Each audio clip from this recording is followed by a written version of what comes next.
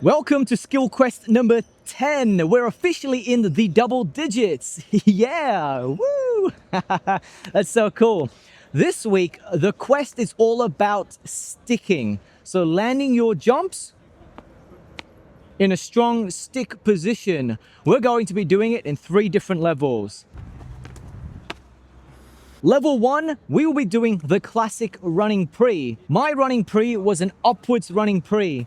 As for level 1, the complexity is up to you. You can do it downwards, flat, or upwards. It's up to you. Give it a go.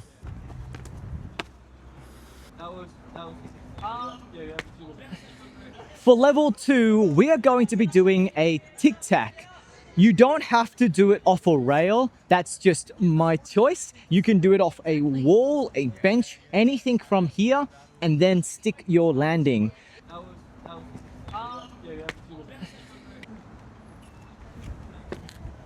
This is for level 3. You're going to find a nice standing pre, and then you're going to start facing the other way and jump backwards and then land in a pre position. The tip for this is to make sure you use your shoulders and your arms to throw.